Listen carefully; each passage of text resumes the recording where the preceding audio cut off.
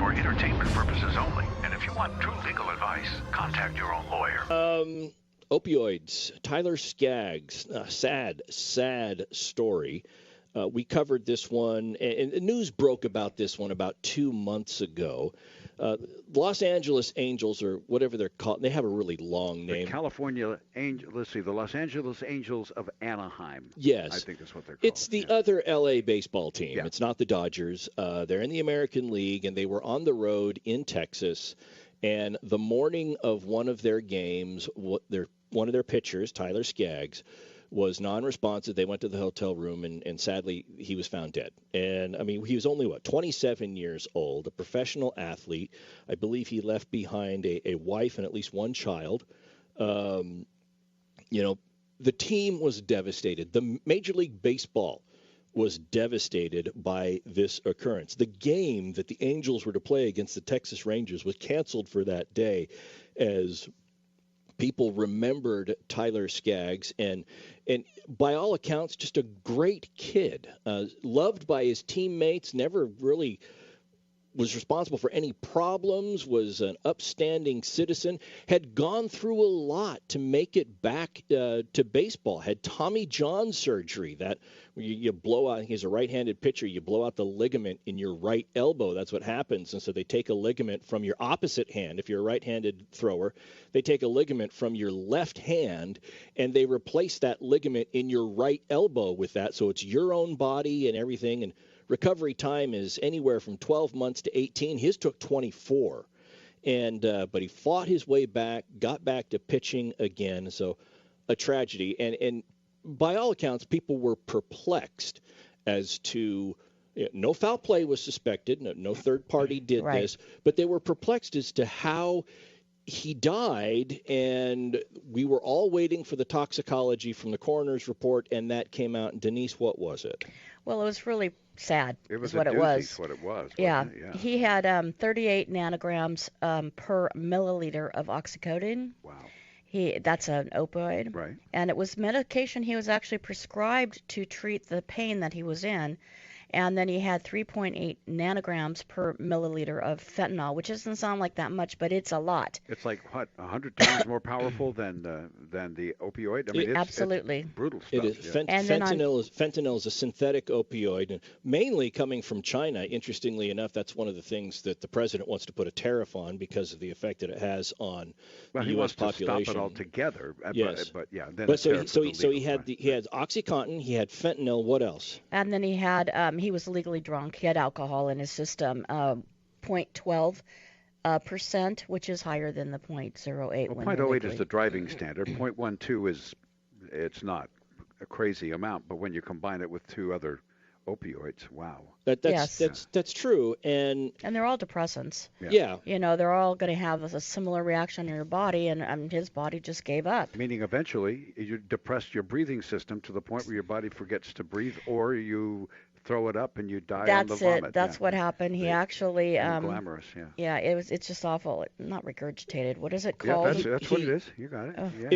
It was the same method of death as John Bonham, drummer for Led Zeppelin, Jimi Hendrix, famous guitarist in the 60s. Janis Joplin. They died on their vomit because they were laying on their back. They would aspirate vomitus, and it would clog the airways, and they died. And that's how he died. Right. At least that's what the coroner's report is saying. The investigation has drawn out some information of allegations of other, not teammates, but team employees being involved in this drug scene, in essence. So that's the next stage that they're waiting for, is the end of that type of investigation to find out. But I have a dumb question about that. When I read the parents were saying, we're going to get to the bottom of this, we're going to find out who got this for our son, my question was this, and it's probably a dumb one. Son was an adult. He took that, unless somebody injected it in him, he made a free will decision here to load himself up with this stuff. Why are we going after the guys on the team? We don't know that. We don't know if the oxycodone was laced with fentanyl, because that's what's on the market right now. That could be the issue. So we don't know what he actually knew he was ingesting. So we know he drank. Right. And here are some issues that we can look at. First of all, this isn't related to Skaggs directly, but there's a doctor in Ohio right now, and he is facing 25 counts of murder because it's alleged that he overprescribed painkillers, and that by the overprescription of these painkillers, the patients died. You had talked about one of the things that happens with the opioid painkillers is it depresses the breathing apparatus, and so you will go. I mean, your body. We breathe normally. You don't even think about breathing. Well, if you take too much of these painkillers, these opioids, they're all opium-based painkillers, it can stop your body from breathing automatically.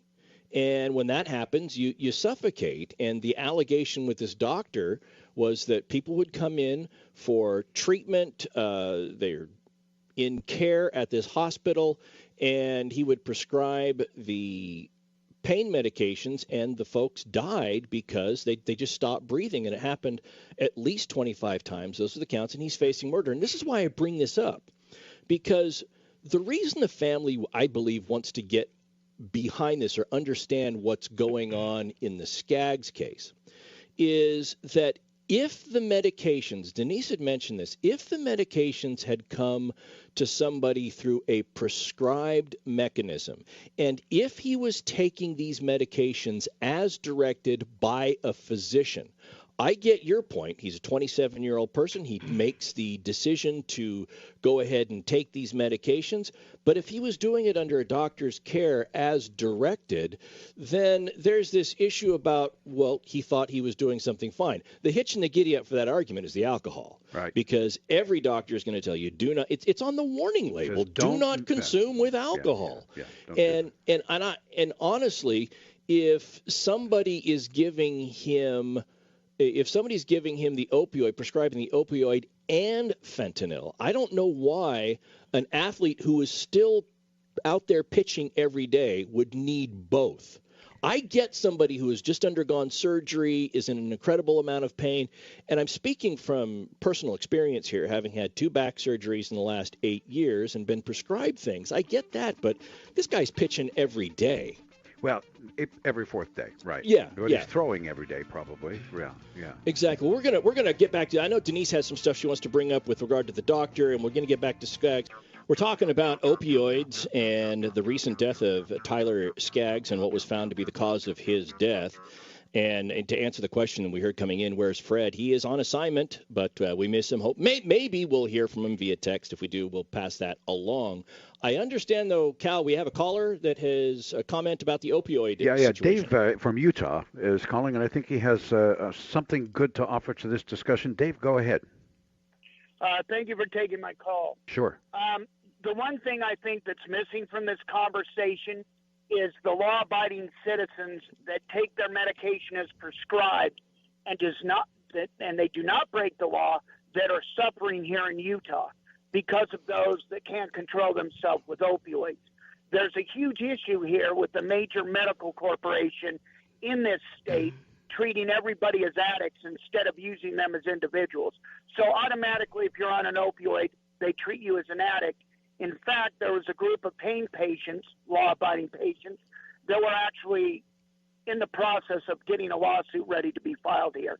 And I just wanted to put my 2 cents in because there's pros and cons to this, but there are good people out there that honestly do need these medications that are suffering. Good point. Thank you very much. Dave, thanks for the call. We'll respond on the air. Thanks so much for calling. Dave, I hear exactly what you're saying. I'm going to use a personal experience. Again, as I mentioned before, I've had 2 back surgeries, L5S1s, right where your belt is, and for years sitting at a desk and not doing core exercises, the disc just burst and it shot out and was pushing up against a nerve, and I had to go in and have a micro discectomy, and they did that, and then I felt okay, and then it happened again 3 years later, and then it happened again recently, and I haven't had surgery this time, but I was prescribed medication to deal with the pain while pending surgery and to deal with the pain post. And it was at the same time the regulations cracked down on the amount that doctors could prescribe. Now, I was taking my medication as prescribed, Dave. I hear you 100%. and it was just touching the pain enough to allow me to work. And then they came in and said, we need to cut your dosage because of the new federal guidelines. So now I have to take a lower dose, which wasn't touching the pain at the time. And when I say pain, it's not just like a paper cut or it hurts. This is excruciating pain. If you've never had back pain, you don't know what I'm talking about, but excruciating pain to the point where I can't sleep. I got tears running down my eyes, and they're cutting my dosage because of people that don't responsibly take the medication. And I was responsibly taking it, but having to suffer, I'll call it, because of the change in the regulations, Cal. And cancer patients only able to get a 3-day supply. Yeah. Have to run back every 3 days. So if they're ill and don't have someone doing it for them, the caregivers are horribly inconvenienced. And these are people that are not just addicted out on the street. These are people that actually need a very high, sophisticated level of pain relief to have any quality of life at all. So it's an interesting dilemma, isn't it, Denise? I think so. One of the things that I would like to say too is even people that responsibly take their medication can become addicted. And I know, Dave, exactly what you're saying, that it's kind of got this double-edged sword. But I think people also need to be realize that even if you are following the directions of your doctor, every person is individually different, and somebody can become addicted even if they're following the medications and the prescriptions exactly. And that brings us back to the Skaggs suit, because what happens is, and what the family wants to look at here is, if he was addicted to it, did he become addicted because he was taking it as prescribed by the doctor? I got news for you. Opioids, unlike other medications, are not one of those things where if you're taking a certain dosage per day, you can just stop taking it and be okay. It affects everything in your life, from bowel movements to your mood to sweating to your ability to sleep or not sleep. And if there is a certain level to which you've been taking it, you need to taper that down. And so they're going to look at all of this to see what was going on with him. Again, the biggest hitch in the giddy up is the fact that they had alcohol there. Yeah, but even though he had alcohol, I want to stress that the autopsy found this was an accidental death. This was not Correct. a homicide. This was not a suicide. They found that it was accidental. And That's right. My curiosity goes back to the fentanyl. Because the oxycodone, sure, you can see that, but fentanyl prescribed as an ongoing pain reliever strategy, I just don't know. I'm not a doctor. I don't know, but that seems a little hinky to me. Well, what we learned about the Michael Jackson case is that fentanyl should be prescribed with a doctor being present. Well, that's propofol, right? Oh, I'm sorry. Propofol, I got that's it right, that's right. mixed up. I apologize. Well, You're Same, right. same family of drugs, though. It's the same family of drugs, Right. but one is intravenous and the other one is not. Look, the other thing they're going to look at here, and we talked about this going into the break, I get it if somebody is post-surgery. Look, I was prescribed more than one type of painkiller post-surgery. I mean, my back was cut open, and I had to have this so that I could sleep and recuperate. And I get that, but if you are playing baseball, pitching every fourth day and just going through the normal workouts on a daily basis, to be prescribed 2 different painkillers, I guess the question that the family would have for the doctor is, was this in his best interest, or was this in the best interest of the team to make sure that your investment, millions of dollars, in a player, that you could recoup the benefit of that investment by making sure that they're out there playing every day? That's always been a common complaint on the part of plaintiffs suing teams after their playing days are over. Look, you guys weren't looking at me. We covered the case of the college guy that had the concussion, and they sent him back into the game because they were more worried about the team and winning the game than his individual health. And there's always that balance that they've got there, and that's going to be an issue that they deal with Skaggs, and what the attorneys are going to be looking at. Nothing's been filed yet. Well, but they will be looking. I'm fairly certain that this is not going to be a case of a doctor overprescribing medication. I feel I'm with you. reading between the lines Right. and where the investigation is going, it looks like he got at least part of this drug from another source than a doctor, and probably he was not being prescribed those opioids any longer. That's my feeling or whatever intuition, Sure. and we're going to find out that there is someone involved that got the drugs for him, and it's going to be kind of like a Belushi situation. John Belushi. That could be, and an example of a doctor overprescribing medication is the Ohio doctor. It's crazy. And this is the guy who has purposely he is alleged to and is facing criminal murder, 25 counts of murder. Right, he's already been indicted by the Franklin County Grand Jury out of Ohio. And this case is just abnormal. You're talking about during this time that these people were dying, he was actually giving them doses of fentanyl, or at least instructing the patients to be given fentanyl between 500 and 2,000 micrograms, which is a lot. Wow. And that shortened these patients' lives and actually hastened or caused their death. And the weird thing about this is that the hospital let him practice 4 weeks longer after they discovered this irregularity of all these people dying on his time, if you will. And he took out almost an entire ward of employees, hospital staff, that had to go with him. Some of them were fired outright. Some of them were put on leave. And we're talking it was like 30 that were put on leave, and 18 no longer work with the hospital. So the question here is, when a doctor prescribes these high amounts, the nurse is the one that has to actually administer the medications to these folks. Now, nurses, and I got this from registerednurses.org and a couple little research I did. Nurses can question whether or not a doctor has overprescribed medication. They can go up the chain of command. I think that it's one thing to say that they can do that. From the inter-office politics, it may be a little more difficult for a nurse to do that. I will say that these nurses are not being prosecuted criminally for their act. They have all escaped that, but they have been dismissed or suspended based upon whatever people believe their violation of duty is. They could be sued, too, civilly.